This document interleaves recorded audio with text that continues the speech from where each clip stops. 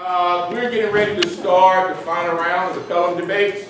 And first and foremost, I just want to say how extremely honored we are to have these four outstanding debaters here this afternoon or this evening, depending on how you look at your day. They represent what we think are some of the best and brightest in debate, and you all as well. And the fact that you're here and wanting to learn and be a part of this debate says a lot about you and a lot about your coaches, and we couldn't be more honored. The Barkley Forum for high school students has a lot of traditions, and those traditions are in place because we like to have the opportunity to recognize and honor people that have given a tremendous amount of their time and energy and intellect to this activity. And one of the things that's unique about the final round of the Barkley Forum for high schools is that we have the key coaches, the Barkley Forum key coaches of the Gold Key Society adjudicate the final round of this debate. And these are folks that have done a tremendous amount when it comes to speech and debate, and you could not be in better hands in terms of someone to adjudicate and be a part of this final round.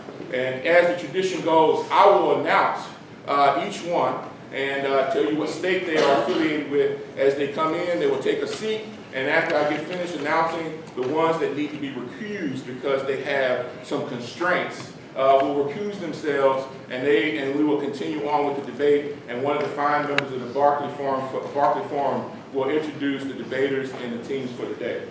So without any further ado, the first key coach that we'd like to show some love to is Byron Arthur from Louisiana. Bruce Rogers from Georgia. Ed Williams from Georgia. Royce Joyce Turner, New York. Cheryl Kasmarak from Massachusetts. Aaron Timmons from Texas. Dan Lingle, Texas. Jane Boyd from Texas. David Hudson from Texas. Tracy McFarland, Texas. Shante Jordan, Georgia. Lisa Willoughby, Georgia. Maggie Bethune, Georgia. Kevin Hamrick, Tennessee. Greg Malice, Louisiana. Sarah Sanchez, Illinois. Shane Stafford, Minnesota. Chris Palmer, Massachusetts. Jordana Sternberg from Georgia. Sandy Berkowitz from Minnesota. And I think that makes all of the key coaches that are here to judge the final. Y'all give them a huge round of applause.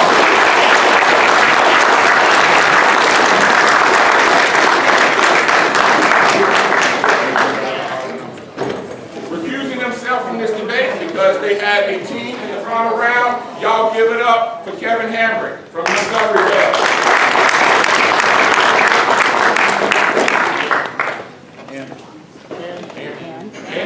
Oh, yes. I do not want, yes, y'all give up even a bigger round of applause for the ageless Aaron Timmons from Greenville.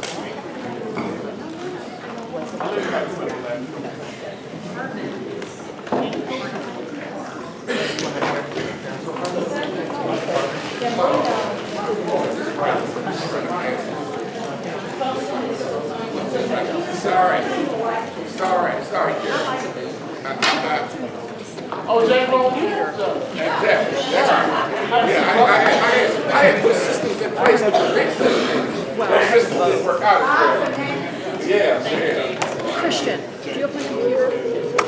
Yes, judge debaters, please stand in the center. We're also filming the final round, so participants, just be aware. I know you may want to shout out or do something, but we're trying to make sure that this is an educational event so that others that don't have the opportunity to be here can benefit from this exhibition debate.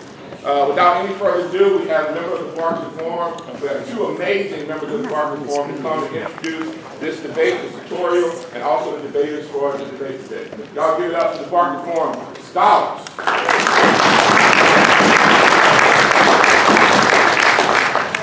Welcome everyone to the 2018 Pelham Debate Final Round.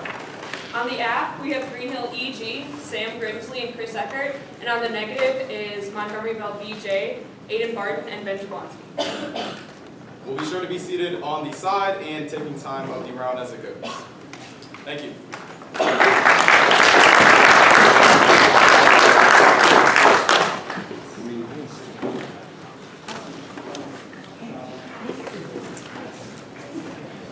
Hey fellas, make sure you sign. Yes.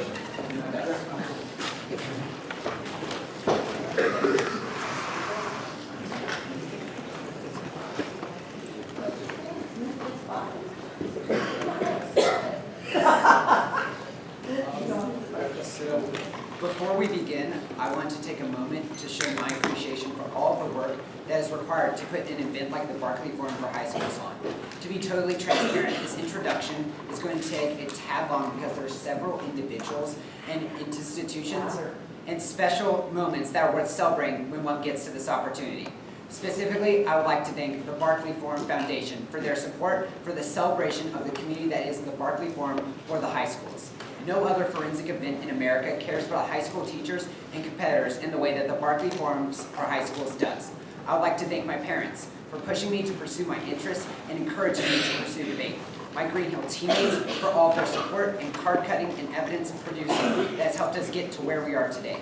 And my coaches for all their help and teaching over the past 4 years. Without all of this support, I would not be standing here today. It would be remiss if we did not mention Ms. Kara Grant, Mr. James Rowland, and Dr. Ed Lee for all their support in setting up this event. The work that they do all year long in setting up this event is a feat in and of itself. It is clear that the legacy set up by Judge Pelham, carried out by Melissa Wade, and now by the new fabulous group of educators means that the Barkley Forum is in good hands. In addition, a special shout out to the Pelham Tab Room, headed by Michaela Mawson and James Turner, as well as the Emory debaters for making sure the event ran ever so smoothly. Special shout out to Viveth for trekking through the rain to help lead us to this building. I also want to take a moment to express my congratulations to the new key coaches to the Barkley Forum.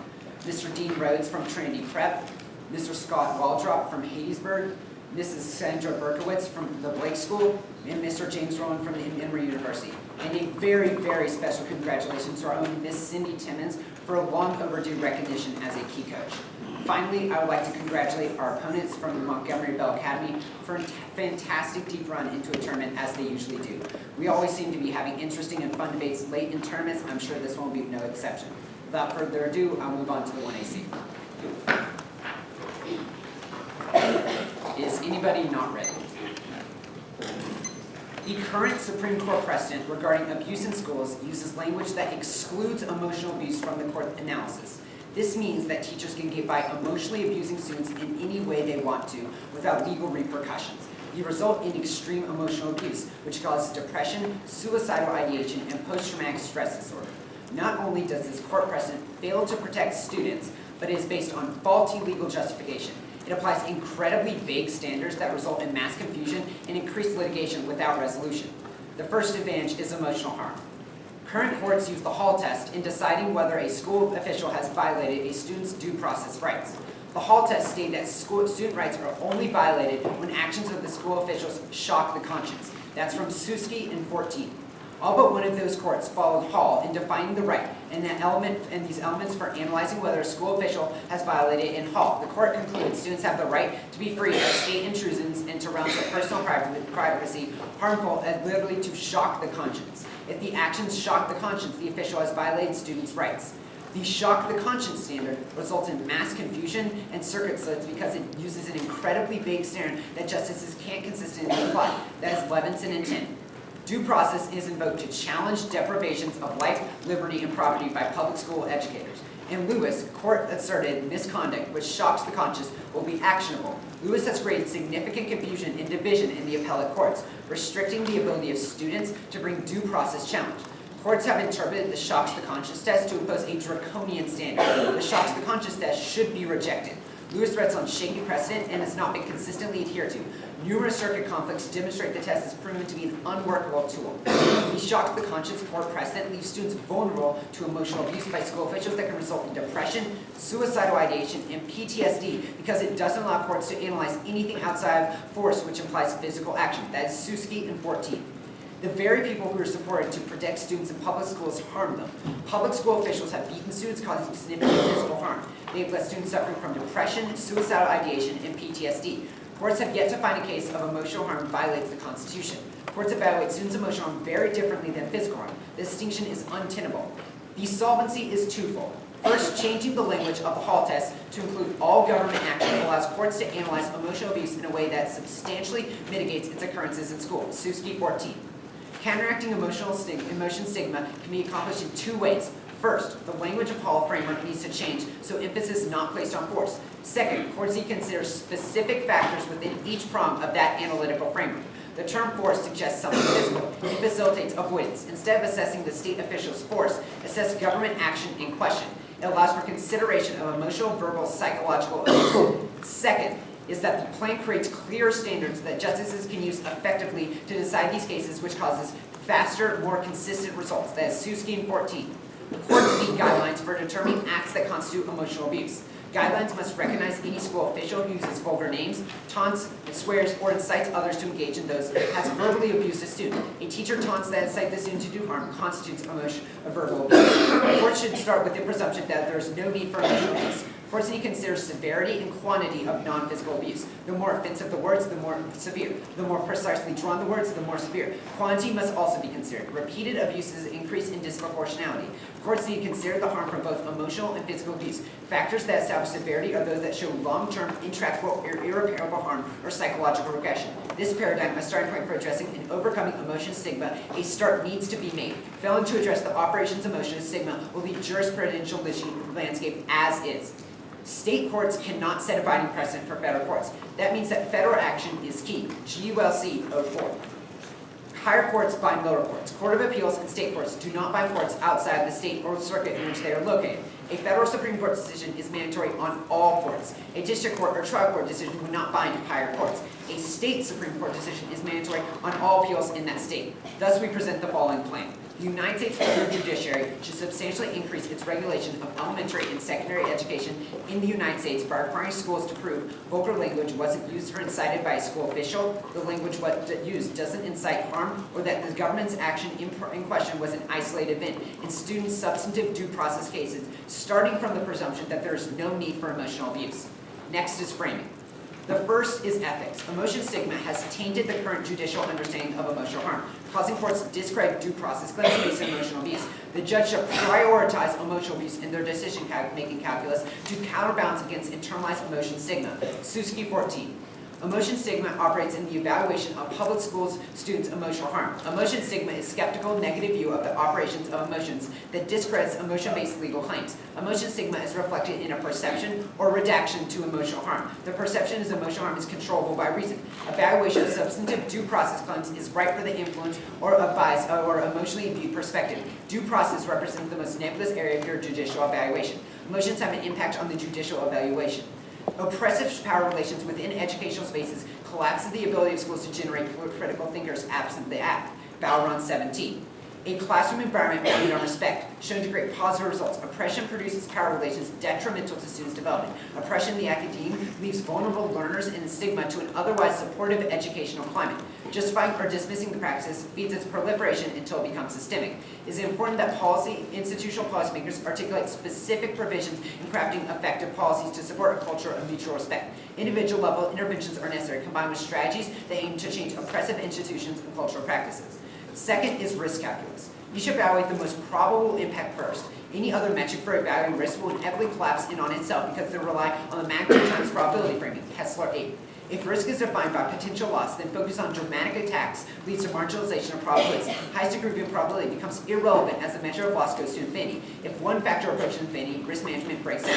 In contrast to risk framed with logical probability, the logic of catastrophe does not attempt to produce means of absorbing uncertainty. Even the most absurd scenarios gain plausibility, constructing a chain of potentialities, and brought into the possible if likelihood dwindles with each step.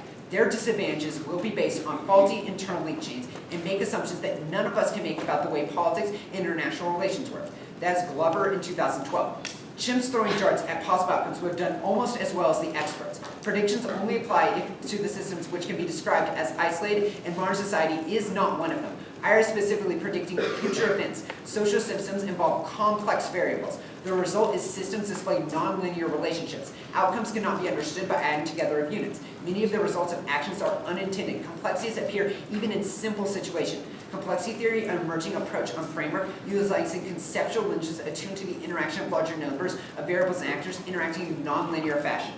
I'm open for cross-sects.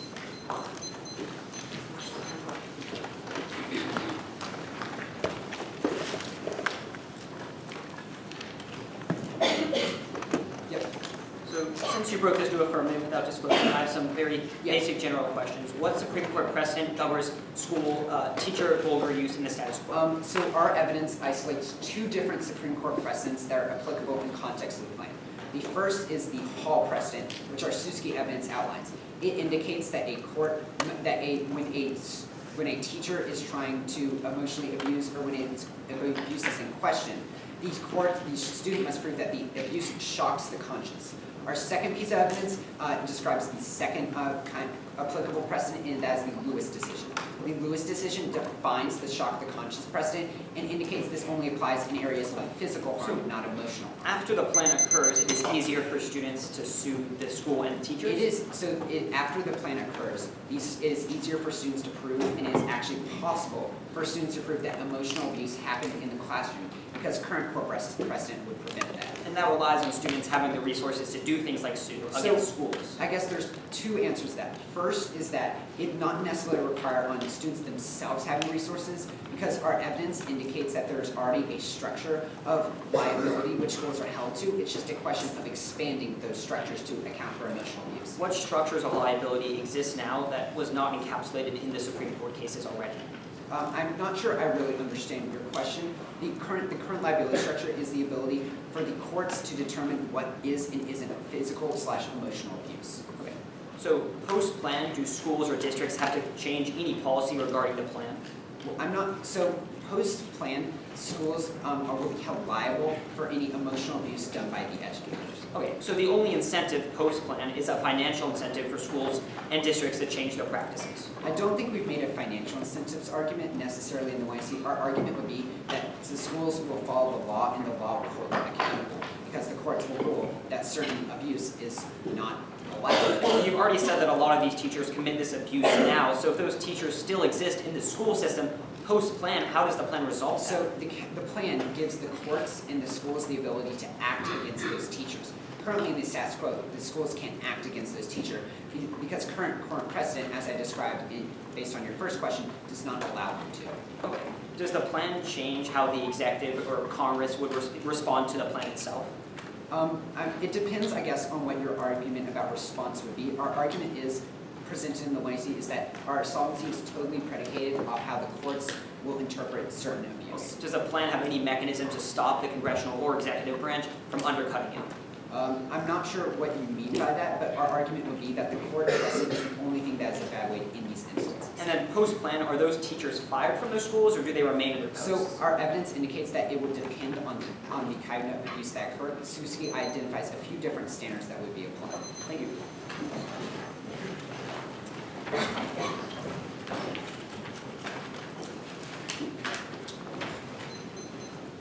The order is 5 off-case positions, and then the framing flow, and then the advantage.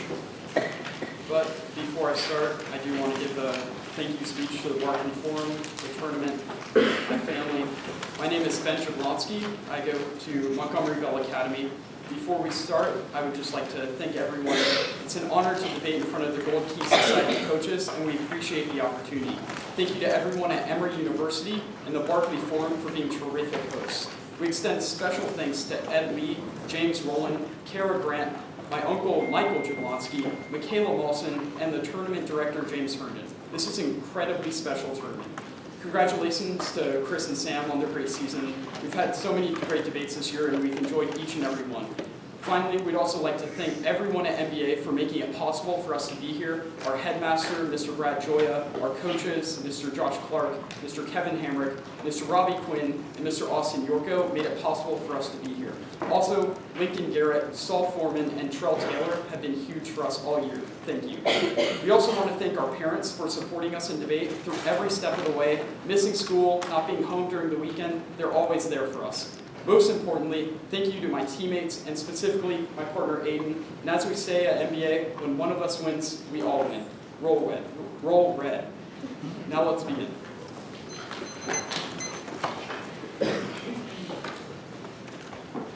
First off is topicality education. Education solely means the process of learning within schools. It's distinct from broader schooling. Cooch, in 3, one thinks of schools encompassing the body of students, faculty, administrators, and employees, which constitutes the institutional makeup. Education is more directed at the actual process of learning itself. Topicality is a voting issue to protect limits and ground. Expanding the topic to include the entire school system makes this debate anything tangentially related to education. Next off is the state's counterplan. Text. The 50 states and all relevant territories should threaten to withdraw funding from schools if a certain number of verified claims from students regarding vulgar language are found to be true. Require teacher training from all schools regarding PTSD and depression, and require schools to have depression and PTSD outreach programs. The counterplan solves the case. That's Greenspan in 2008. Local control remains a reality of accountable government. Decentralized education encourages the states to work towards success. State and local governments fund over 90% of expenditures. Local control fit local needs and encourages innovation. Advocates should now return to the federal courts to fix the problem. Next off is the DACA politics. It's that new, smaller DACA Senate bill passes through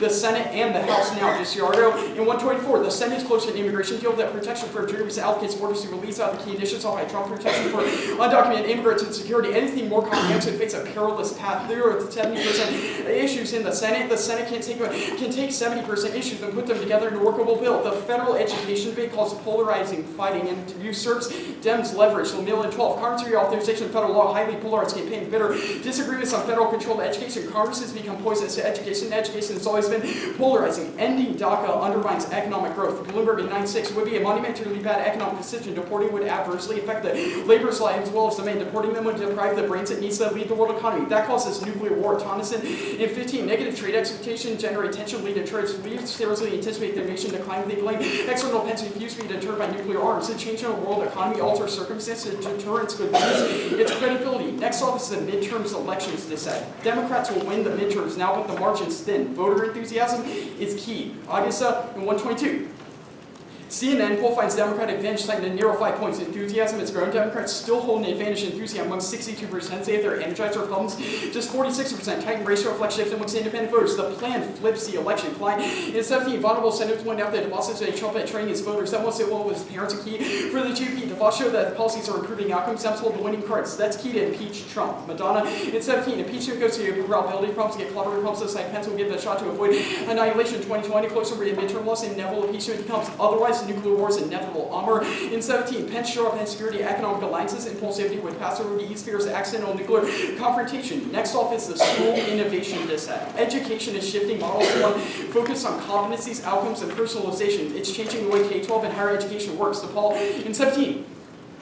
CBE has gained a foothold, interest, and it continues to grow. Schools are creating the capacity to help all students learn self-directed schools and need it. CBE transforms a one-size-fits-all model into one where they can flex and meet the needs of students. Federal regulation disrupts the transition, creates compliance focus instead of student focus, and disempowers the most relevant stakeholders. Marshall 11. Federal intervention laws begin to focus on 11 and system 1. Reform this great climate mentality undermines the effective education of governments and direct accountability. States often exert enormous energy to obtain federal funding. Regulation create a compliance burden that wastes time and money that could achieve educational excellence. Schools have attention directed to the program administration reporting rather than educational activities. Global challenges are increasing, require innovative learning. Otherwise, automation of jobs causes social instability and transnational threats over on public responses. Winthrop and McKinney in 16. Skills could determine whether the future full of promise or kill. 83 billion jobs have gone unfulfilled because employers will not find the skills. We need creative solutions to problems such as climate change, microcrisis, and health epidemics. Young people need to be able to problem solve, have their resiliency and adaptability. We need to redefine academic and non-academic skills that children need. That causes extinction. Innovation is the only way to avoid tipping breaking points. Now, in 13, we are facing some of the largest threats ever. Mine civilization overpopulated. That in turn led to violence and ultimately collapse. Water is incredibly precious. CO2 levels are at the highest they've been in 15 million years. We see demand rising for everything: water, food, and energy. The ideas can reduce resource use. The amount of energy used on farms per calorie grown has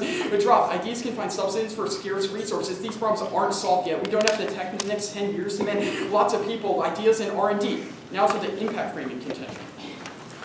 Extinction and nuclear war should be your first priority in evaluating impacts and dissads. Bostrom in 12. Extinction risks are severely underestimated by society. Existential risk mitigation may be a dominant moral priority. Existential risk mitigation has a much higher utility than anything else. Even a small reduction in the probability of reducing this good will outweigh benefits like eliminating poverty or curing malaria. We can make effective predictions about the world through our disadvantages. Shepard and Kay in 12. Individuals often confronted information they do not know how to evaluate. Complexities elude people. People engage in psychological and defensive process when confronted uncertainty, one that undermines individual action, which intentional avoidance is the issue at hand. Now to the advantage. States will not enforce the affirmative. There's no incentive. Carpenter in 16. Implementation of federal education reform was largely left to states, often unpopular regiments. Dissatisfaction with public education system led to other reforms driven by political or ideological concerns. Even if all money was taken away from state and local governments, they still wouldn't do the act. Vagari in 12. Evolution of the federal role involved attempts to expand the federal role. The federal government provides less than 10% of the revenue. State and school districts enjoy key advantages. States enjoy the bulk of the power over education policy. Improvement in public education only when the states and localities commit. The affirmative has no way to deal with teachers. They have said that teachers are the problem and their expertise is the internal link to the affirmative, yet they have no way to train them or be able to give them expertise. The affirmative has many loopholes that schools can utilize to get around the plan. This means the average really just doesn't happen. Vagari in 12. Policies change their implementation. Federal government relies on states and localities to implement education policies shaped by interest and capacity. Federal lack of the capacity will enforce the policies fully. Role in education has expanded. Staffing has not.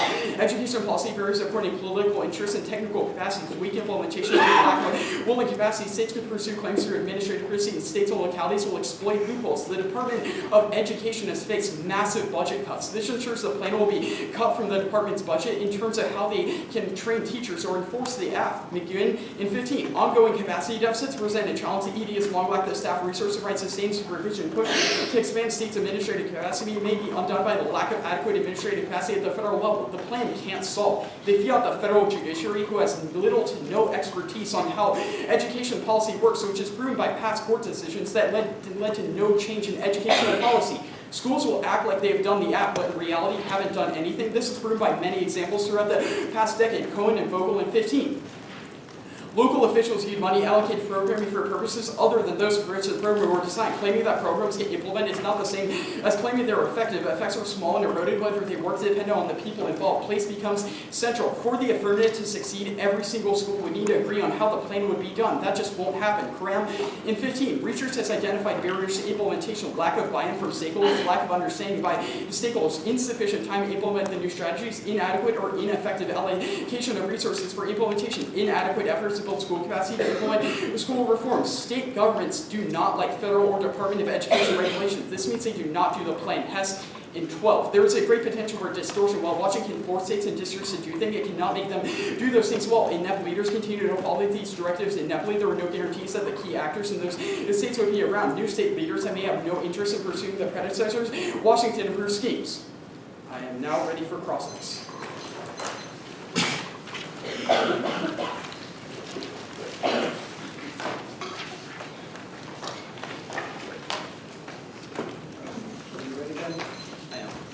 My first question relates to a bunch of the circumvention arguments you've made.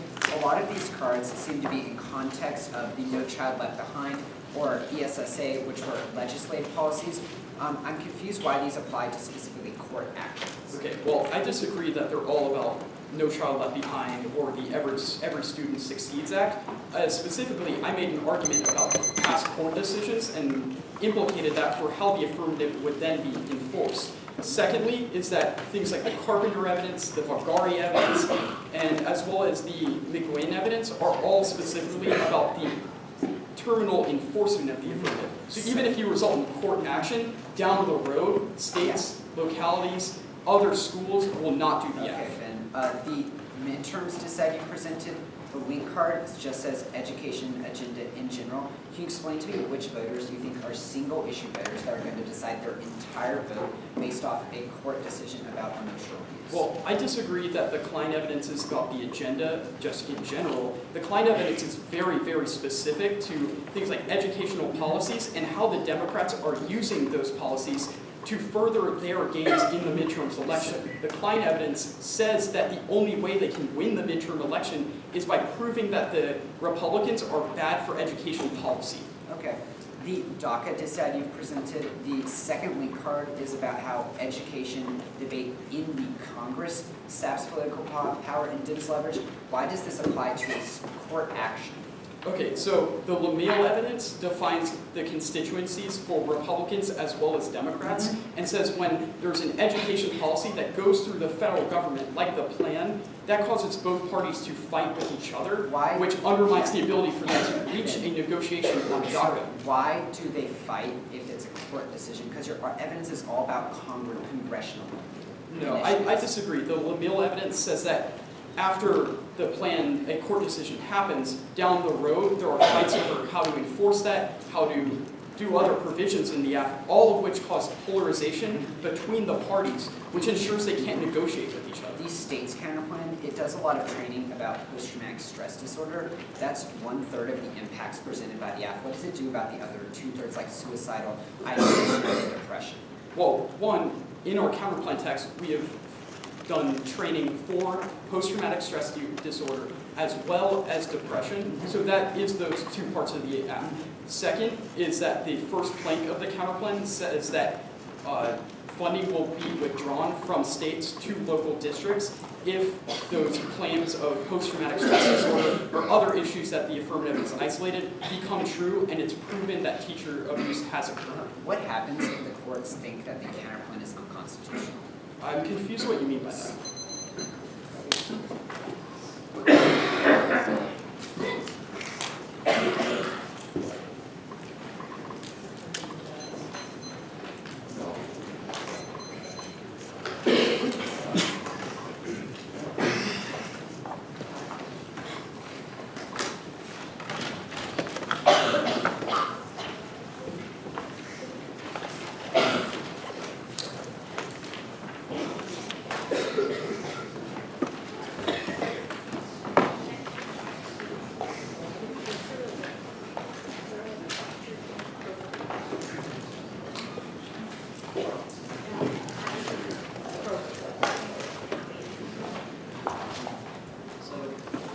Sam did a great job of thanking a lot of people who have helped keep this tournament running, as well as the Barkley Forum itself. And of course, I'd like to echo these sentiments.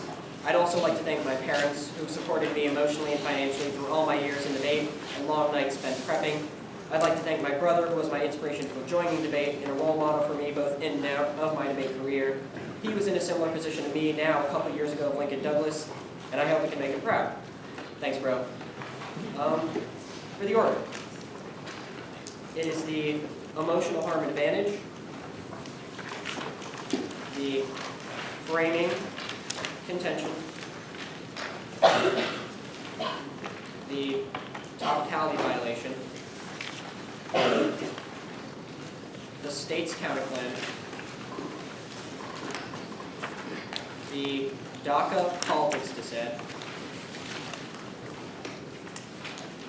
the midterms dissent, and then the innovation dissent.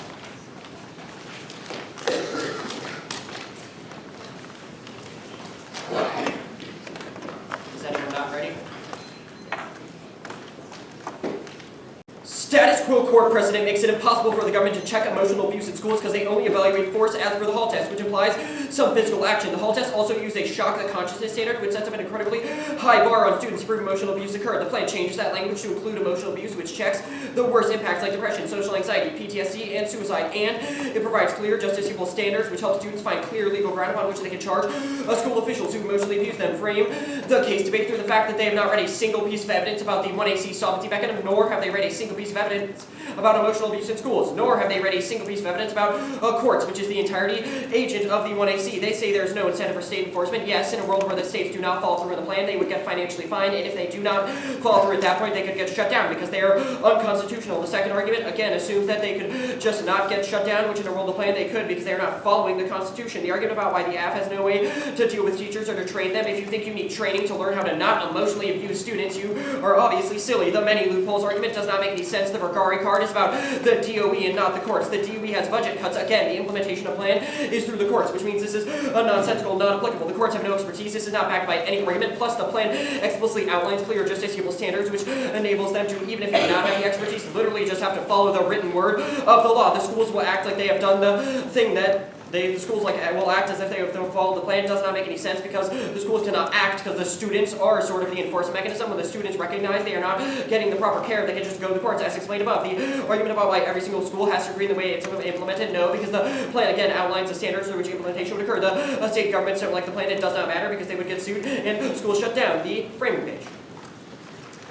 Reject their model of ethics and risk calculus. They have conceived a AF-specific piece of evidence which indicates the fact that emotion stigma has tainted the current traditional understanding of emotional harm, causing courts to discredit due process claims based on emotional abuse, refuse their impact calculus that prioritizes physical abuse and extinction level impacts, which sweeps emotional abuse under the rug. It legitimizes it on a system-wide scale, which should never, ever happen because it causes long-lasting impacts that ruin students' lives through depression, social isolation, and increasing the chance of suicide. They also concede the fact that oppressive power relations within educational spaces is detrimental to personal development, which causes long-lasting impacts that spill out of educational spaces, which means you have an ethical obligation to reject them. The extinction outweighs argument and analysis above that proves that this sweeps emotional abuse under the rug. The argument about why we can make predictions, it doesn't matter because your predictions are irrelevant in the face of the fact that you have no mechanism to solve for emotional abuse. It's happening in the status quo. The topicality violation. We meet. The plan affects curriculum. Teachers' interactions and students' interactions through emotional abuse obviously affects the way and what they teach. Education is the whole school system. Jung et al. 66. Education defined here as creating and maintaining good learning experiences for children. This must be considered in the context of the total school system. The structure of the school system, the coordination of educational processes at 5 levels of function itself,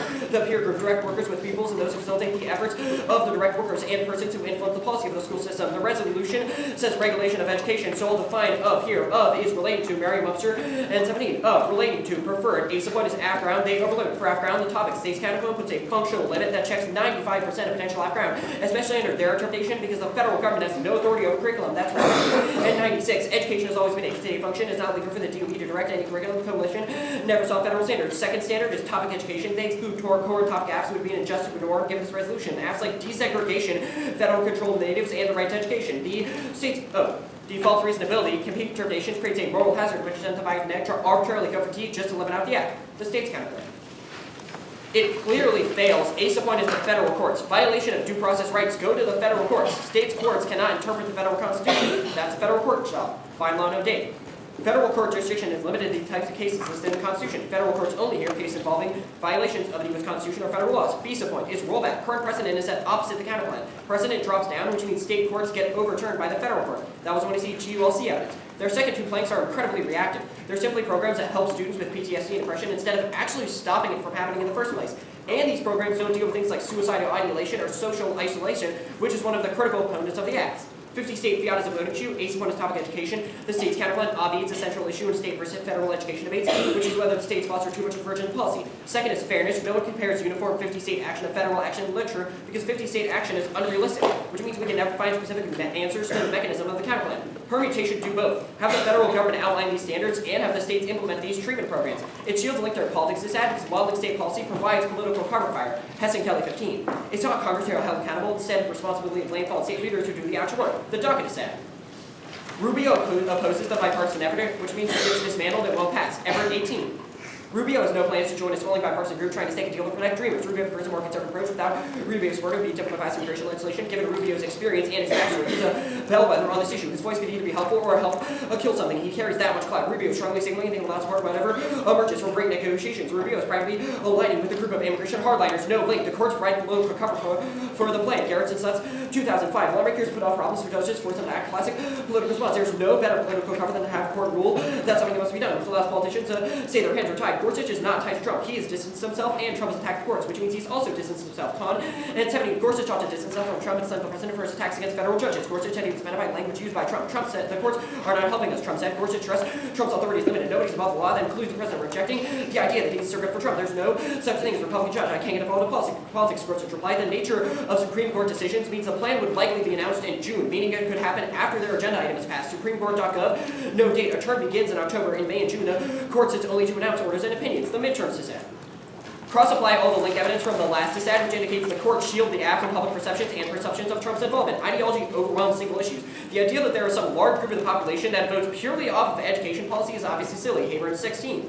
The ability to think critically about issues plummets as voters separate into armed camps. Their newsfeed with info that supports what they already know is true. Maintain perspective looking at each issue within all its complexity. Education is irrelevant. Here's a chart, and I'll explain it. KFF 18. Voters' most important issues: healthcare 29%, economy 27%, immigration 24%, North Korea 24%. All causes outweigh the blame. Localism, vouchers, and funding. Brian 18. Education will be a big issue in the races because the impact spending has at state and local levels. Less than 10% of funding comes from the federal government. The number one issue in education debates is funding. Democrats plan to exploit sentiment against vouchers. And it's 10 months away, which means black swans are inevitable. The polls will patrol. Silver 17. There's still a year, variety of factors, tax plan, ongoing bombshells in the Russian investigation, Dems overplaying impeachment, terror attack. Trump makes this harder to predict. The innovation is there. The thesis of this dissad is that if schools get overburdened because the plan asks them the simple request of school officials not emotionally abusing students. You are all educators and know that this is an unrealistic jump for any of their eternally chains to make. And it's not unique. Subpoint A is vague standards. There is a compliance focus now. The vague standards caused by the Hall case have caused conflicting precedents and rules, which makes it impossible for school officials to decipher what they're allowed to do and what they're not allowed to do, which caused a huge focus on figuring out which precedent applies to which actions. That was the 1AC Levinson and Suski evidence. Second is DeVos. She'll crack down on states and regulate state curriculum now. Green and 17. DeVos taking a hardline approach, carrying out new federal education law, issuing feedback that is read on state school chiefs. The education department's feedback applies strict interpretations, providing extensive detail, and deems state education goals lackluster. Proponents believe in a new era, local control would flourish.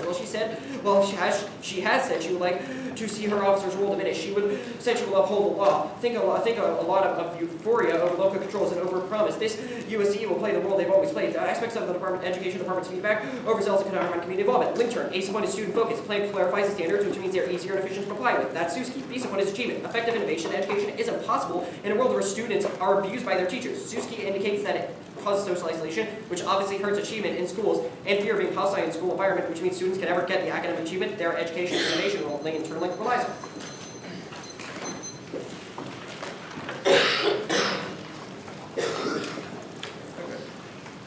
On topicality, the card you read was from 1966. How does that reflect anything about the literature, research, or how education regulations are done? Well, I think that begs the question of what your card talks about. First, it's from a single Supreme Court case that was about Delaware tax code. I do not know why that is indicative of all federal regulations. I disagree with that, but I'm asking about your card. That is from 1966, and it's about one person's definition of how education is defined. Sure. I guess, one, I think that's a mischaracterization of the evidence. I don't think it is about one person's definition, but rather prescribes a broad definition for the word regulation.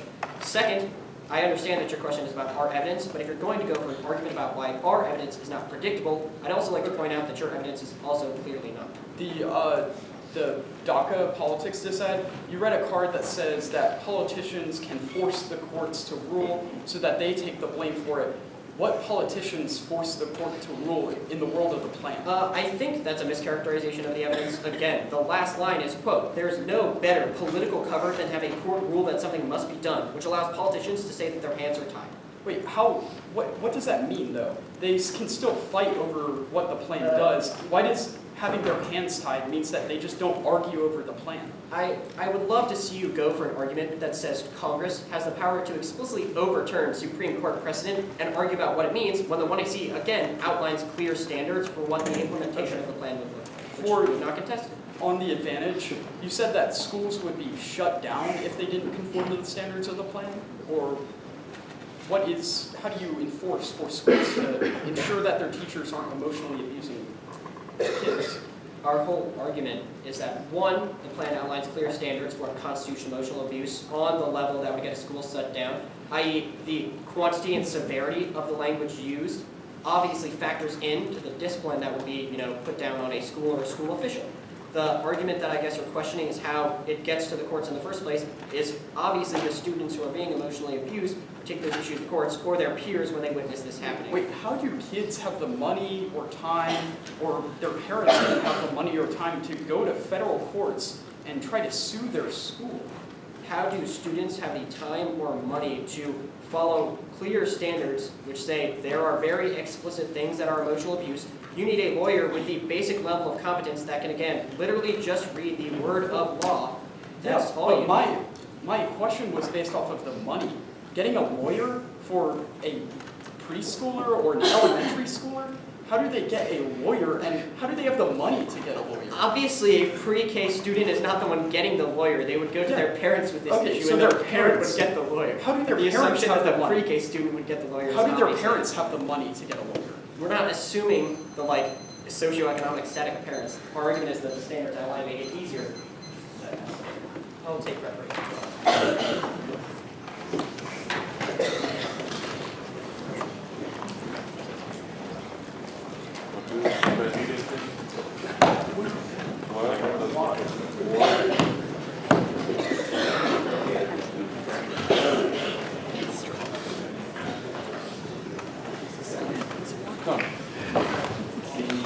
So can we get a biscuit? We shouldn't have let Jay ride. That's true. I mean, Jay Wright. we can't trade one of us. We shouldn't have let him judge it because they got all the snacks. Jay Wright always brings the snacks. I know. See, that's another one. It's like splitting the Roll. I mean, there's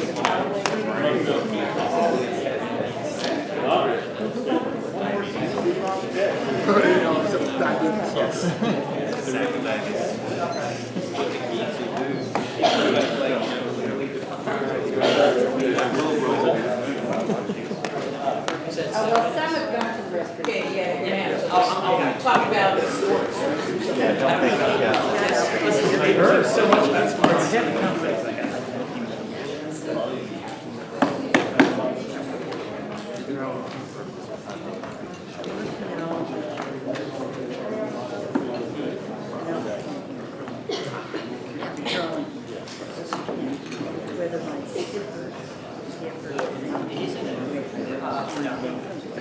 getting the line up. Oh, they I might let him make the choice.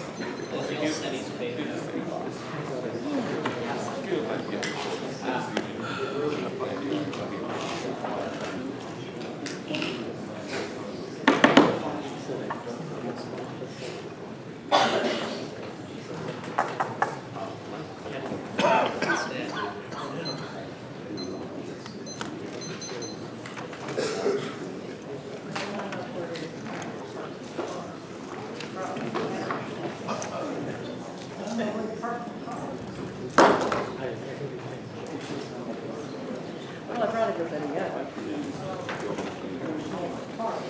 We need to park at one of these Emory buses. Yeah. Like my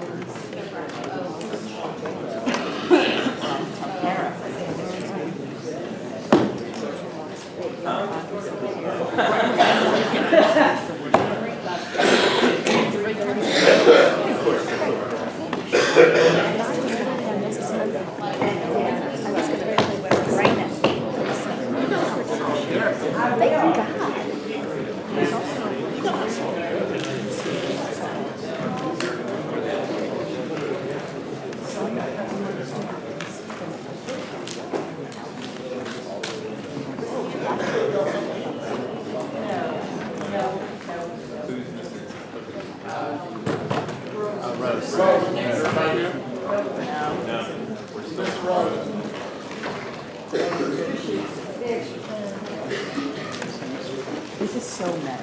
This is so meta. No, like he's got Abry like on his screen. It's like Chris Palmer. It's a different turn, I think. I know, Somebody but else in district. He needs to vote, I can just make it happen right now.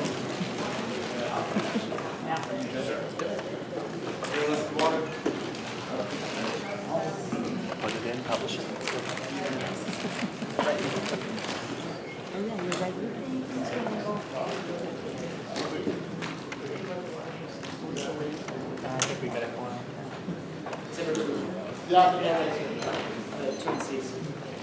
Before I give the order, I just want to echo Ben Jablonski's thanks about all the people that have helped us be here, but I want to specifically thank my partner. He's the hardest working debater I know. I can't count the amount of times he stayed up all night cutting AF cards and neg cards to help me out.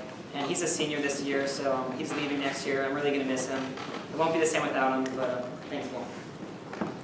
Now, the order is going to be topicality, the state's counterplan, the framing page, and then the case page.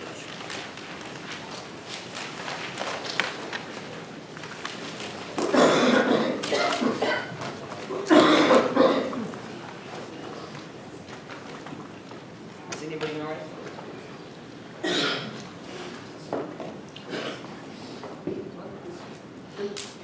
Our interpretations that education solely concerns the process of learning within schools. Our interpretation allows for a core set of apps like CTE, civic education, STEM funding, prison education, military, and native curriculum changes, while limiting out fringe apps like building schools, school lunches, metal detectors, building codes, and discipline. The first argument is that they meet our interpretation. The plan affects how kids can sue and the precedent in court, which means at best they are effectually topical because in the end they might affect curriculum in the future, which is a voting issue for negative links, but they do not affect directly mandate curriculum change, which is what our interpretation is based off of. Their counter-interpretation. Ours is preferable. ACE points limits. Education in the context of regulation is the most defined process. Their interpretation lets anything that eventually affects learning positively or negatively be topical. Nutrition, overstimulation, sleep deprivation, infrastructure, metal detectors, school lunches. Limits are a prerequisite to productive engagement. It facilitates the most in-depth research and ensures classes maximize. Second is ground. Our interpretation forces specific mechanism debates like different systems of accountability, one size fits all versus school choice, whereas their interpretation replaces mechanism-based debating with outcome-based debating. Like all schools should be racially integrated, all schools shouldn't suspend kids,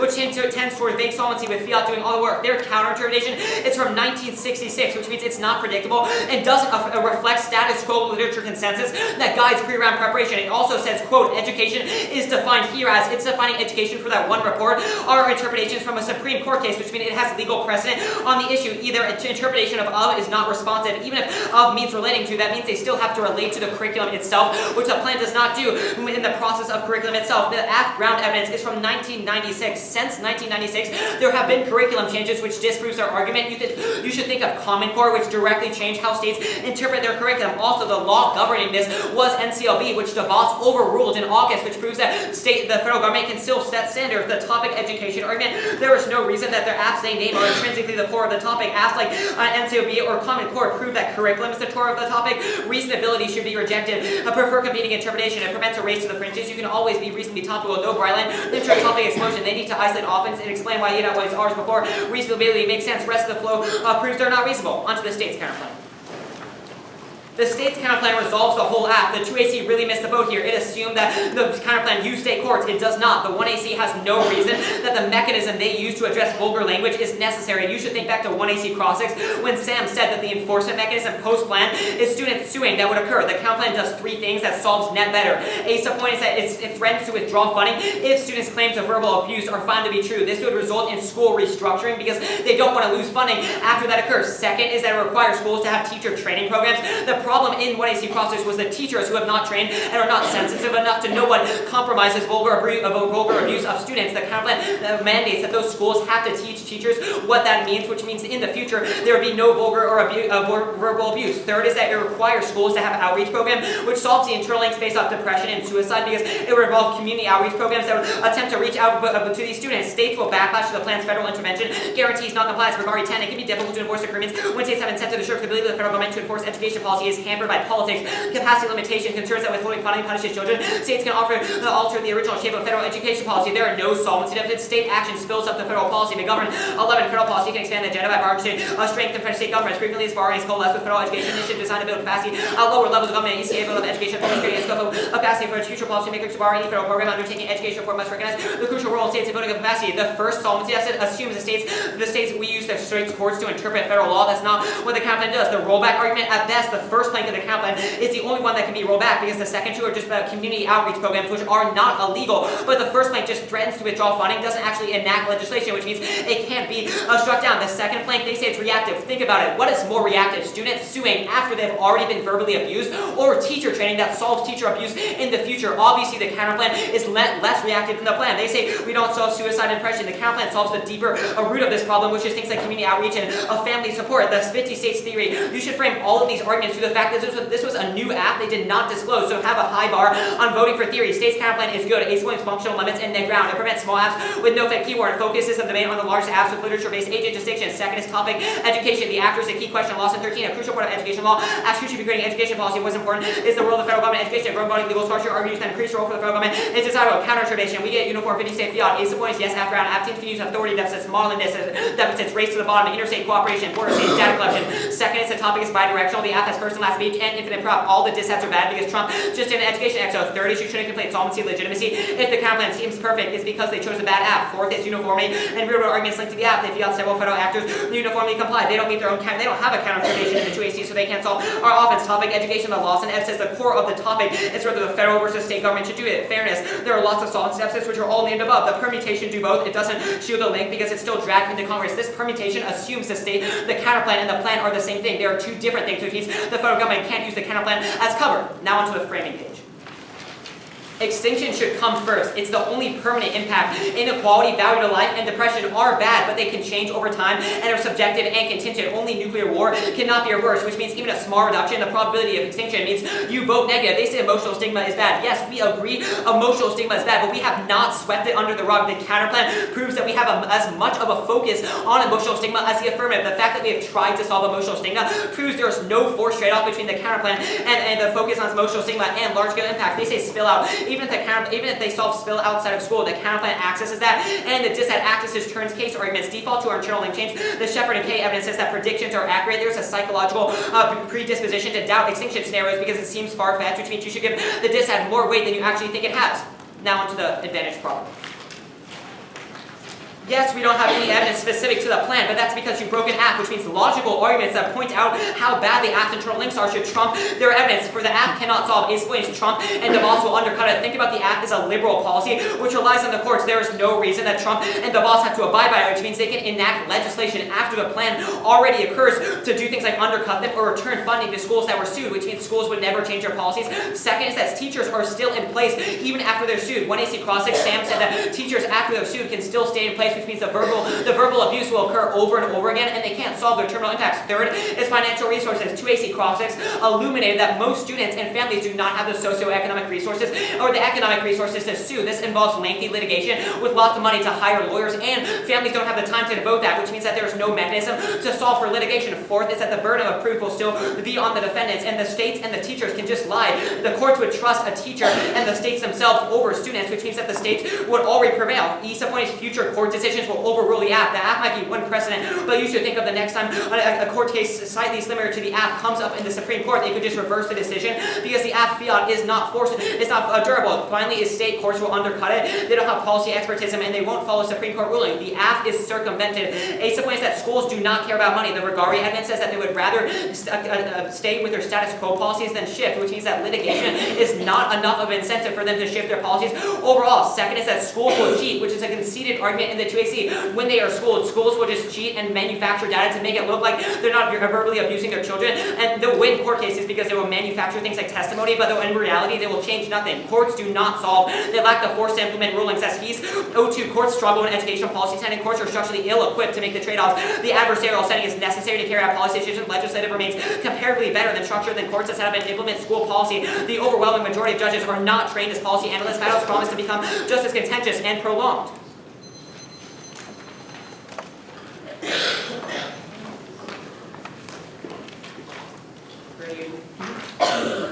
On the education topicality flow, you made a lot of arguments and listed a bunch of apps that fall under your interpretation.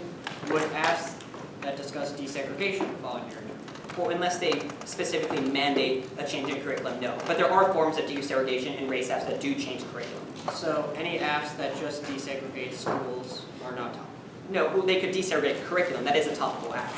How do you desegregate curriculum? Changing textbooks, making sure the textbooks are more inclusive. But it does not change where the Well, no. students go to school. You can't move students around because that relates to things like busing and school infrastructure, which NEC teams are not prepared to answer. Things like Brown v. Board, that's not topical under your interp. Well, Brown v. Board is a court case that, you mean reversing the court case? No, like, if Brown v. Board not happened, ruling Brown v. Board is not topical. It's not a regulation of education. If it affects school infrastructure, it is not topical and NEC teams are not prepared to defend Can we it. talk about hot button issues that are going on the news all the time right now, like transgender bathrooms under your interpretation? Well, if that's part of school infrastructure, no. Just because something in the news does not make it a good debate topic.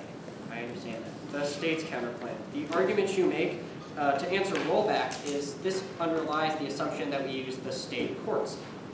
If the state legislators implement a plan that contradicts federal law, do they also not get struck down? Yes, but the counterplan does not contradict federal law. The first plank of the counterplan is sue schools who, have emotional abuse. What standards does the counterplan use to define No. emotional abuse? So that's the difference between the counterplan and the plan. The counterplan does not use suing, which means Supreme Court precedent does not apply. It takes away money from schools directly, which is why Supreme Court precedent doesn't matter in the context How of do the you first determine plan. which schools or school officials have emotionally abused students? Well, I mean, students would come forward in the world of the plan as a Students would come forward to who? I mean, in the world of the counterplan, most likely your state educational agencies that already oversee things like this, so they can report it to those. Okay, so the SEAs, which on case you spent about 3 minutes explaining why they don't care and will circumvent, will somehow not circumvent or, disregard the mandate of the counterplan. There's a difference, because in the world of the counterplan, we get the power of fiat, so we fiat that states comply and they take out funding. In the world of the plan, because you use the federal government, you cannot control how states react to the plan. That makes sense. What standards does the counterplan use to define emotional abuse? Probably the standards the plan would use. That's not in the counterplan text. The current definitions of emotional abuse are according to Shocks the Consciousness test. Why do you not use that I standard? think it's reasonable for us to specify what standard the counterplan uses. So you specify a new definition of emotional abuse that all 50 states will use without actually including it in your counterplan text? You could have asked us in 1NC cross-text, if emotional abuse is important and needs to be defined more, it is reasonable for us to have the states define it that way. So it is reasonable for you to just fiat everything good happens? We don't fiat everything good happens, we fiat that states take away money. You should have a defense of your litigation enforcement mechanism, but you do not. I've sent it. The order is the innovation dissad, the midterms dissad, then the DACA politics dissad.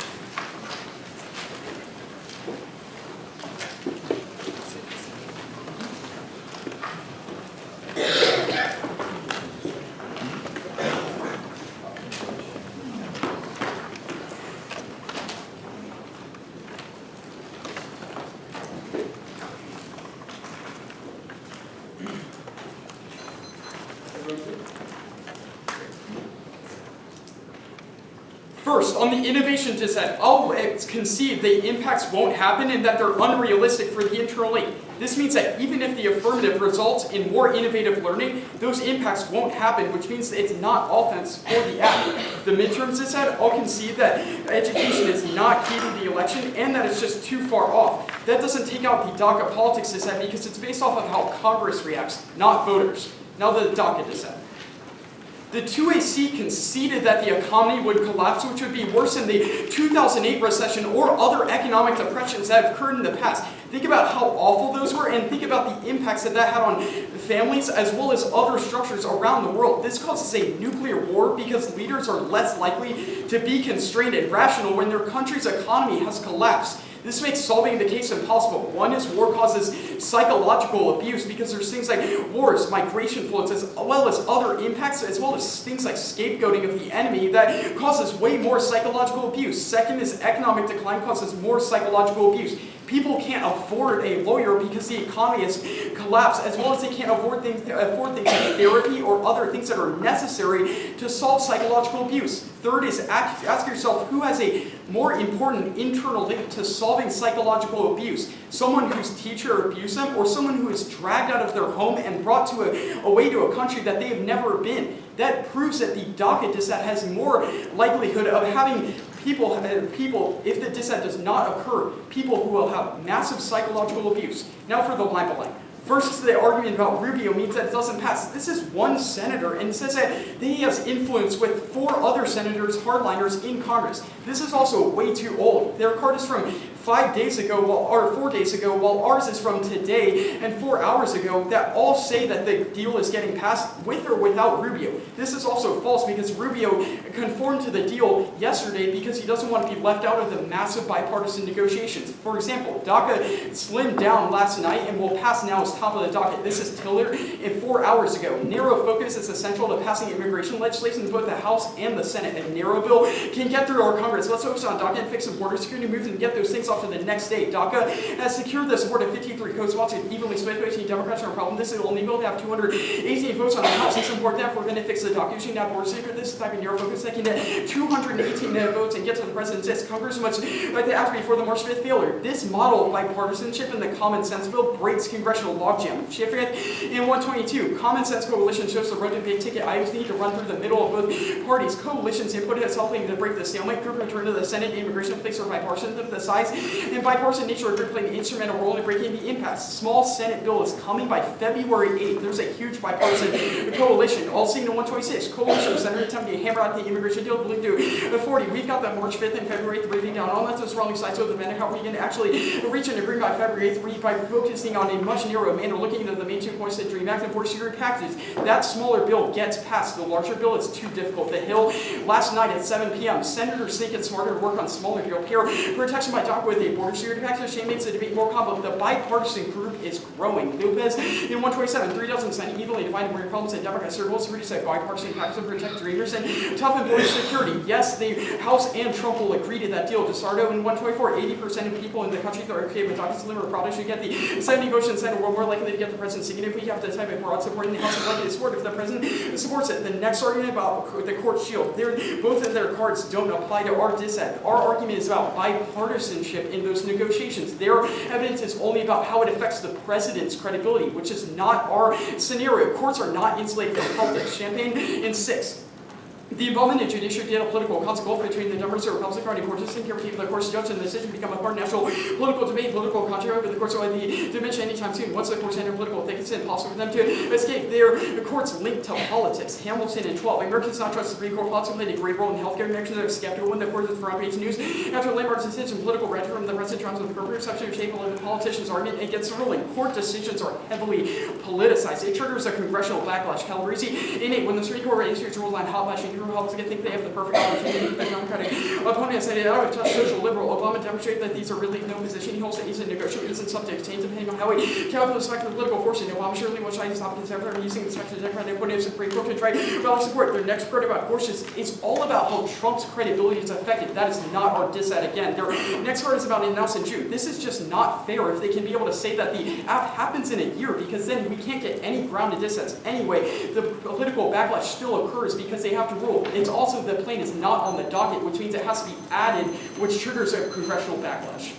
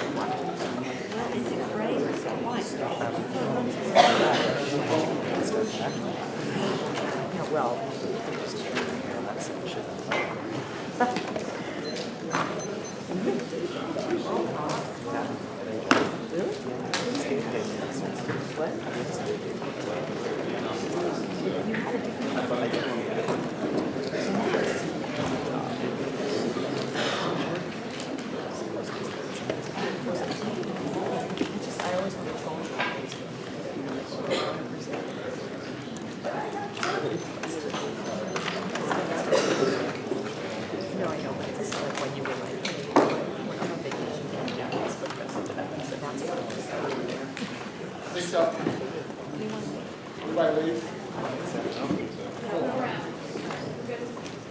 The order will be the emotional stigma advantage,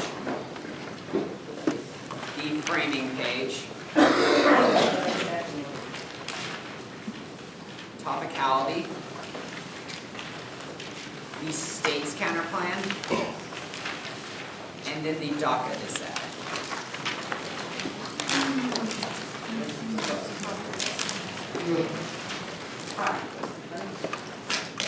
Emotional advantage, training, topicality, state counterplan, doctor. Yep, that's good.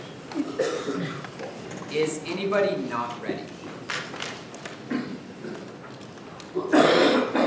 The plan solves a large amount of emotional abuse happening in the status quo. It allows the schools to actually go out and punish the teachers that are actually engaging in the emotional abuse in the status quo. Its current court precedent established in the Hall case does not allow them to do, and re-clarifies what that emotional abuse will be, solving any problems in the status quo. Their first argument is about Trump and DeVos. This is all about could, not would. They have no argument about why Trump and DeVos would actually try to stop emotional abuse. Do you really think it would look good if Trump and DeVos are saying, like, we don't care about people who are being emotionally abused? The second argument about teachers, the law and the outcome of the plan required that either the schools to remove these teachers or require them to punish these teachers and remove them from the classroom of the students, which means they can't enact the emotional abuse in the first place. The financial resources argument, no, this isn't true. There's already status quo operations in place that make it easy for the students to go to either the higher courts or their parents to get that emotional, get it anyways. Also, there's no uniqueness for this argument. This is the status quo. Litigation is timely and cost intensive because there's currently confusion in the courts. They say future court decisions roll back. No, they actually get durable fiat, or literally every act would lose to circumvention. They say states undercut. No, there's no reason why they want to. Obviously, people think that stopping emotional abuse is a good thing. I'll concede the argument that states don't care about money. This takes out the state's counterplan solvency because their only mechanism for solvency is withholding money, but it doesn't apply to the app because all of our legal implementation is about those specific law. The schools will not cheat. It's about the students bringing the claims to the courts in the first place, which means it doesn't matter. The courts will solve. We have specific evidence from the one you see from Skuski that indicates they will. The framing framing page, there is no, you should not evaluate high probability impacts. Risk times probability is absolutely silly. It means that there's an infinite impact that has to be multiplied by no matter what the risk of that obviously leads it equals infinity, which makes the metric incoherent, which means extinction can't come first. You should evaluate emotional abuse first because our evidence indicates that it's cognitively overmatched in the status quo. The topicality argument. We meet, this page is unwinnable. They've messed up this debate. We definitely meet. Teacher abuse is definitely related to how curriculum is presented. They didn't answer our evidence, which means of means related to. That means the plan is related to curriculum. I'll extend our offense at the top. First is topic education. They exclude core of the topic acts like desegregation, transgender bathrooms, names, the right to education. The current debate in academic circles and politics is that what should we teach us? How does school affect intergenerational equality, reinforce discrimination, and what structural issues do school have? They first away from all those questions. That outweighs topic education must come first. It turns limits, proves their interprets limits for the sake of limits, even if they have a limited topics at the edge of real-world academic and political debates, which means it's functionally meaningless. Their first argument is about effects. See, this is a question of our interpretation. The of definition of means related to, so no limits impact. The limits impact proper, underlimiting is better, and no limits negative. First, if there's no limits argument, process is going to be incredibly vague standard. After this debate, you have to ask yourself, why is that any more limiting than the plan? Subpoint B is functional and sex solvency advocates the answer of states government, and other T violation, Angles versus all generics, means that we solve no Afghan should outweigh Negron. With subpoint A's literature about the Africa is limited on this topic, as is further cutting off Afro collapses after innovation. It's just stale debate, especially under their term, because the federal government has no authority over education policy. Their evidence indict, our evidence isn't that bad. It's to provide the basis for education research since it was created. Their evidence is not any better. It's about Delaware tax code. How and why does that define using a definition from a tax code apply to education? They have to answer that argument. The ground argument, there's no difference in ground. You still get all of your links to your education dissent. They say that there's a bunch. They say that the federal government has implemented curriculum. It's not a question of whether the federal government can implement curriculums and whether those question of whether those apps are educational, which they obviously aren't, because debate. No one cares about what is being taught. It's about how does school affect inequality. States counterplan. This counterplan fails. First is rollback. Courts say that schools currently cannot regulate emotional abuse. That means there's a question of it is the force of the law versus the plans versus the counterplan withholding funding. We've conceded that withholding funding fails. That means the force of the law and current court precedent means that the counterplan functionally cannot force the schools to regulate against current court precedent. There's also no standard for emotional abuse. It's not in the text of the counterplan. Current standards are just physical abuse, which means that's all the counterplan can regulate. Our act is entirely about emotional abuse. Lastly, extend permutation, do both. It can happen at the same time. Best option because it teaches teachers about how to deal with emotional abuse. It solves all of our court arguments. There's the last argument that could be applied. So there's no spill up argument. We've read GULC evidence which indicates that the state decisions do not spill up to change court precedent. The docket is set. There's no impact to the economy. 2008 should disprove any risk of an impact. The Turns case arguments only make sense if they have 1 week. We'll concede all their uniqueness argument. Concede there's a desire for bipartisan when common sense outweighs. They'll ignore other issues. It's so bipartisan and the app can't break that momentum. It's too much. There's a fundamental problem with the link debate. Why does saying children shouldn't be abused break down bipartisanship? You one and R did not explain why that's an issue that fundamentally splits the two cards. The second card they have read is about voters, not the courts. The third card is not about our specific policies. Yes, the plan gets announced in June. That's the most fair. It's the normal process of decision making.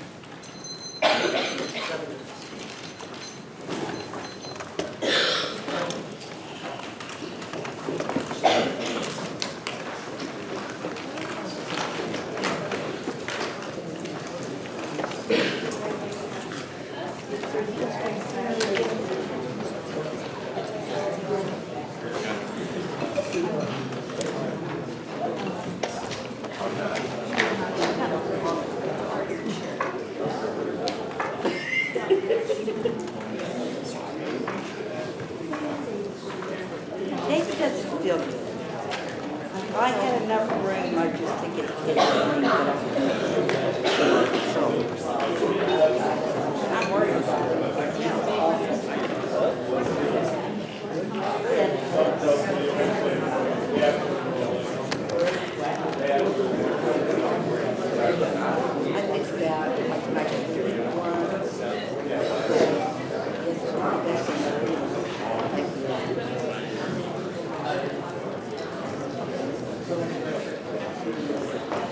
But then I have to look at it. So do I take the bus down to Austin, which is what we did this year?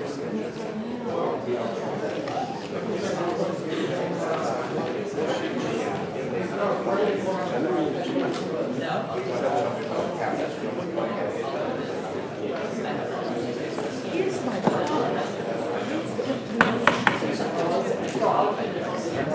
Right. And honestly, oh, yeah. I mean, everything has to be on, the world's going to have to be on its own schedule. I don't know what now.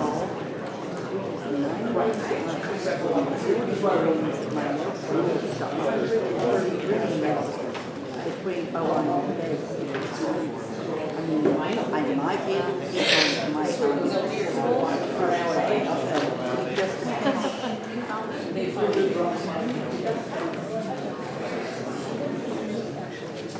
right.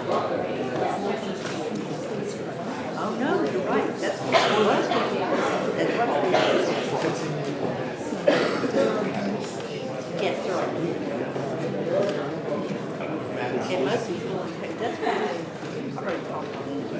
I said, if I'm going to do this, they'll figure out how to do this, where to do this. Because everybody thought it was a good idea. Everybody thought it was good. But then once it's done, it's done. Now what do you do?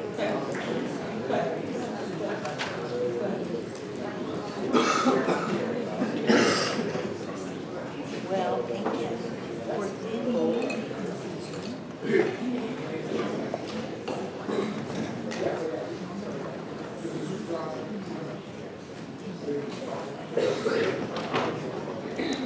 where?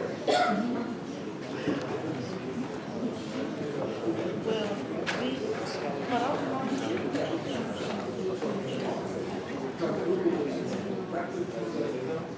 I judge some people. I don't think so, baby.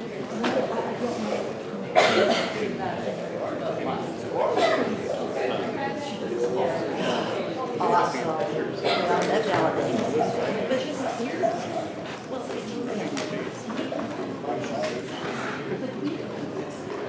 But But that's what I was going to ask is, if, for example, let's say I have a return, and the very next retail has their return,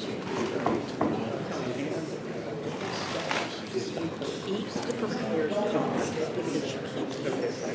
Or, and obviously have different topics, but that's my question is, do we keep the prepared topics?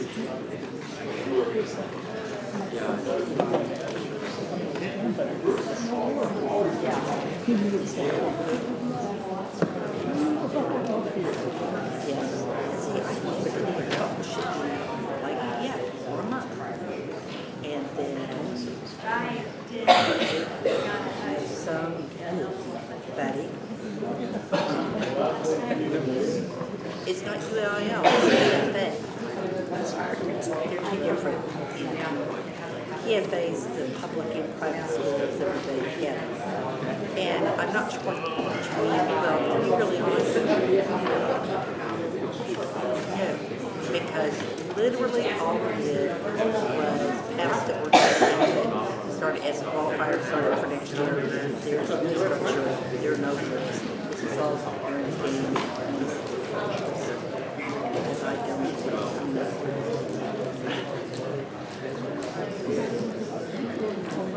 It's going to be really hard to get it.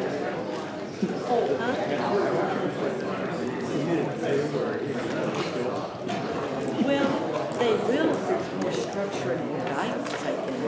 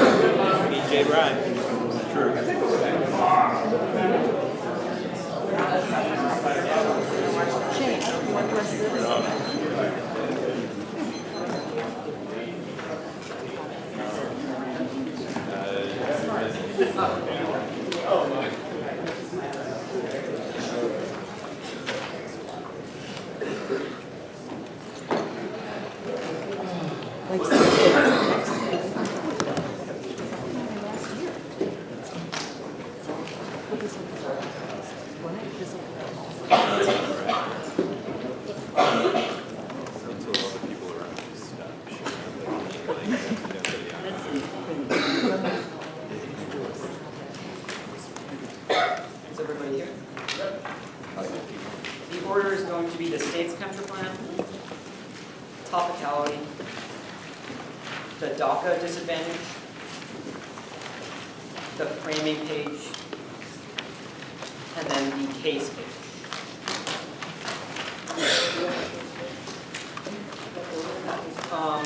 Just straight down, it's just the advantage proper. So framing first and then the advantage.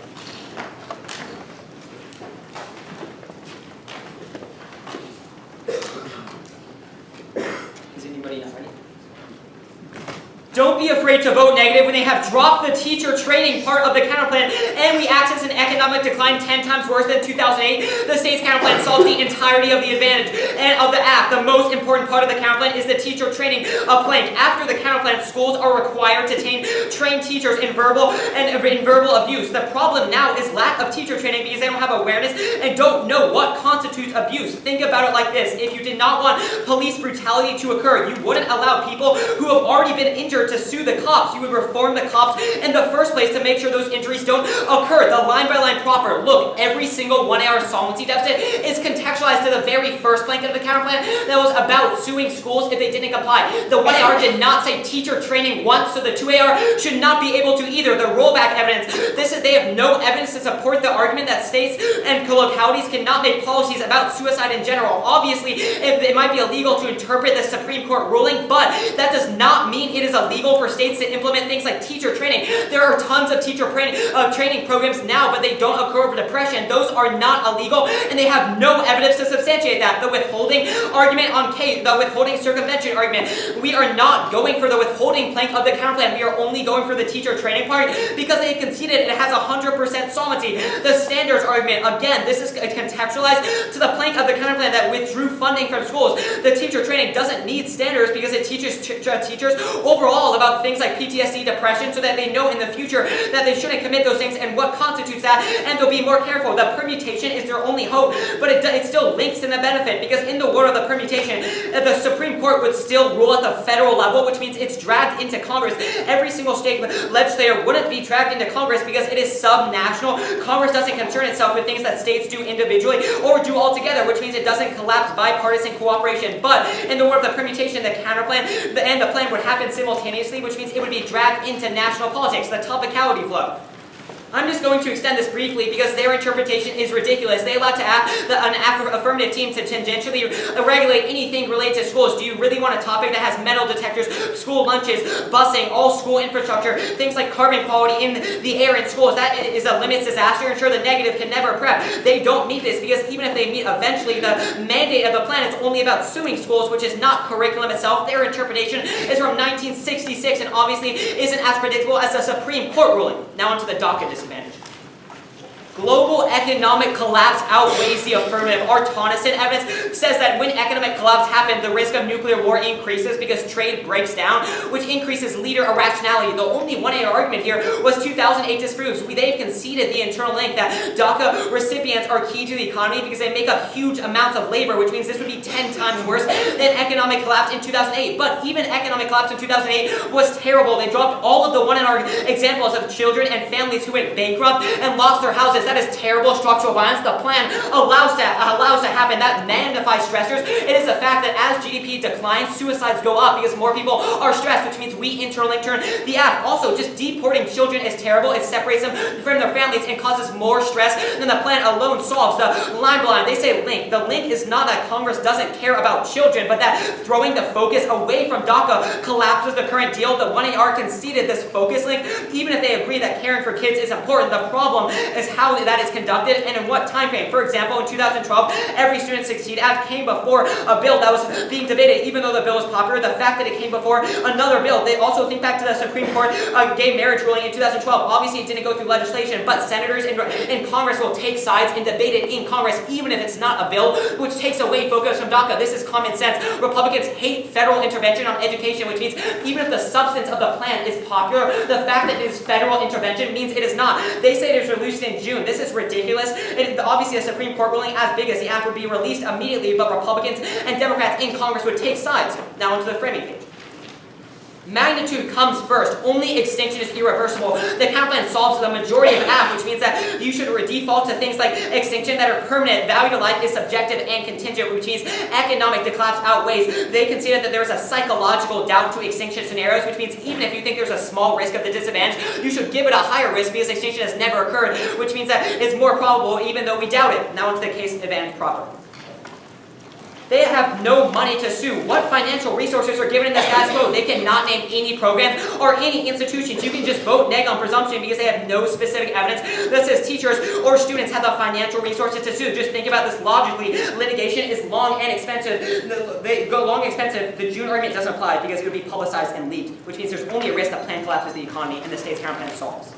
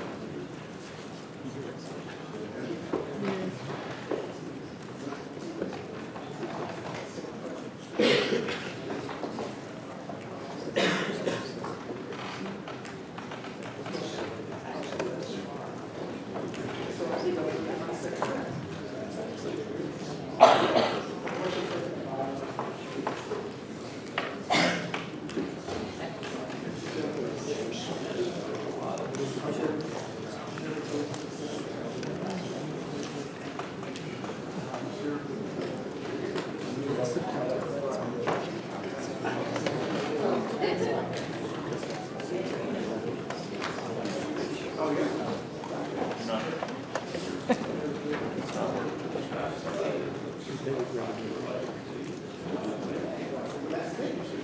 should be really glad there are children here. They can figure out where they're going. Oh my God.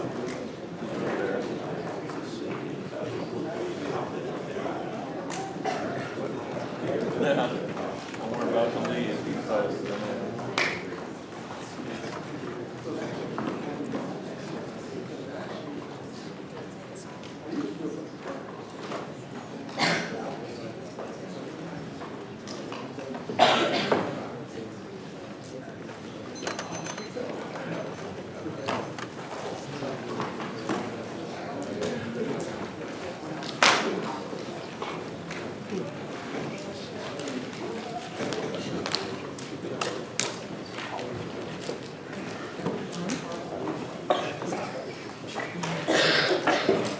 It is the advantage, framing, topicality,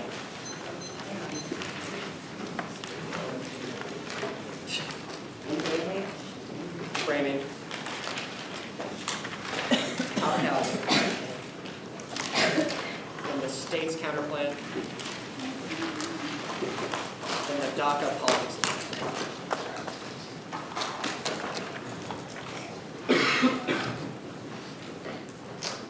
Is anyone not ready? The 2&R spends about 20 seconds contesting case solvency without any evidence to back up the claims made in the entirety of the debate. They have conceded the fact and have specific evidence indicates that if the plan were implemented, it would radically reduce the instances of emotional abuse in schools because it would enable courts to effectively define and combat it through students going to those courts in the first place. It stopped things like PTSD, suicidal ideation, and social isolation, which they have conceded is normally not considered in judges' decision-making calculus, but more of that will be on the framing debate. The only argument they go for in cases that they make that litigation is costly, which doesn't make any sense because they've conceded 1AC evidence that indicates the fact that the specific standards we implement would make that litigation significantly more expedient, which would radically reduce the cost of that litigation because courts literally just have to answer the one question of does it meet those standards. Even if it is true that this is a defense, the affirmative is not a reason to vote negative because they will win the framing page, which means 1% risk of AF solvency is reason to vote AF. The framing page, they have conceded AF-specific framing evidence, which should frame the way you view the entirety of this debate. Our evidence is specific to the way that judges and the AF operate. It indicates the fact that emotion stigma has taken over judges' decision-making calculus when it comes to things like due process violations that the AF addresses because emotions are thrown to the side as something that can be controlled by stoicism, which is obviously a bad standard to evaluate. The argument about why extinction comes first fails to recognize that probability times magnitude framing inevitably collapses in on itself because extinction has an infinite magnitude, which means any probability of anything causing extinction is infinite, which means we literally cannot do anything. The psychological doubt argument was answered above because we have AF-specific evidence that says it goes the other way. The T-education argument, it was about 30 seconds and the 2&R definitively not enough to justify a negative ballot, especially when they've conceded the fact that there is a huge topic education is added to their interpretation because they don't allow hot-button issues that are talked about in the news and have been talked about as major educational regulation issues throughout the entirety of the history of the United States. Things like desegregation and transgender bathrooms, they completely ignore and sideline, which is bad. The only impact they go for on topicality is limits, which doesn't make any sense because they conceded that underliming is better because of things like functional limits, i.e. having to answer to the state's counterplan, or things like other T violations, and the fact that they've conceded the state's counterplan solves most AFs, which is a reason why AF ground is already limited and you have to prioritize it. If we win our counter term, obviously we don't have to win, we meet because we need our own counter term, the state's counter term.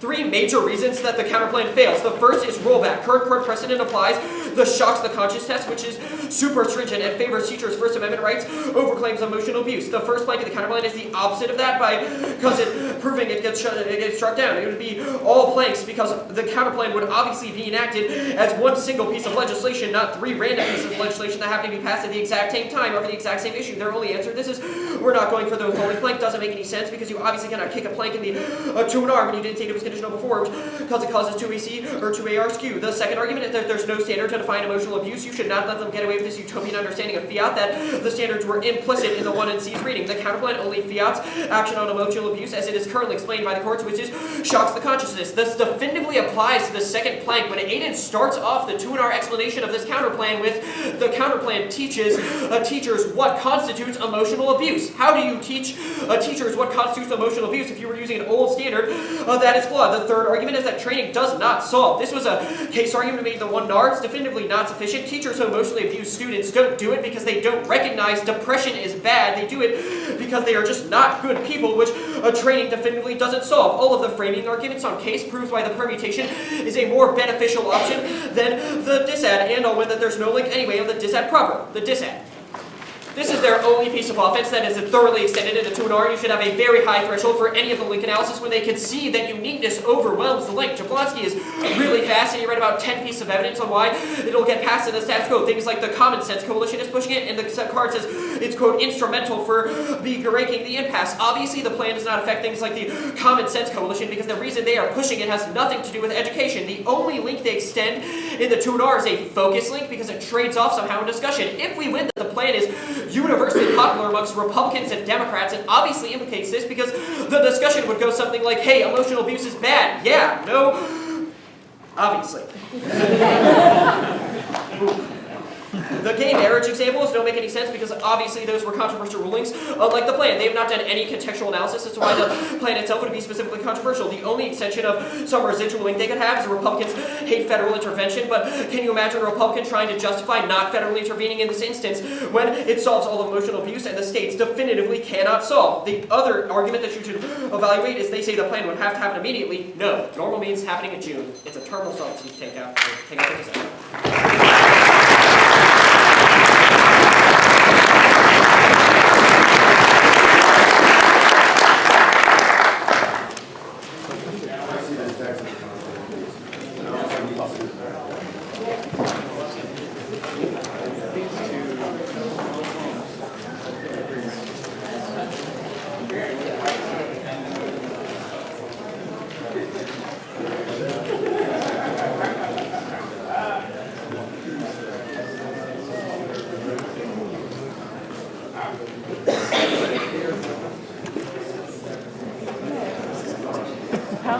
Are we going down? Might as well.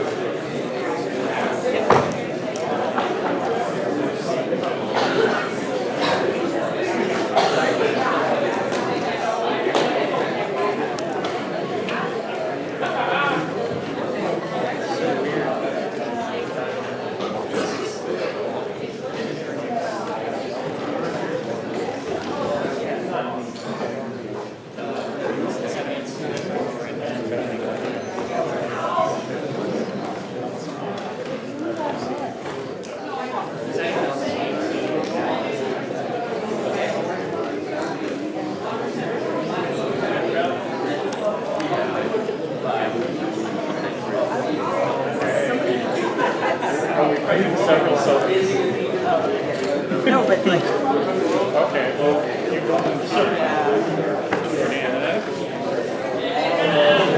Thank you.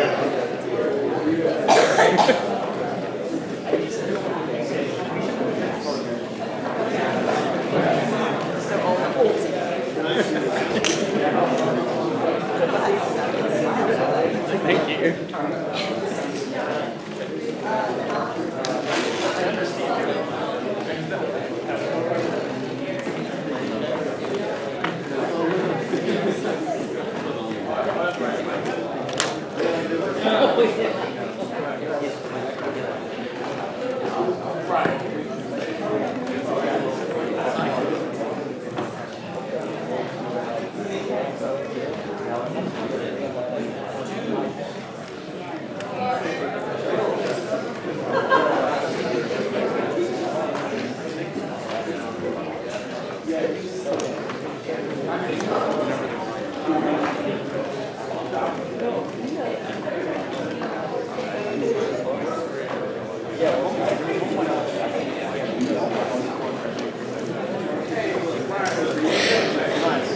we count this flag.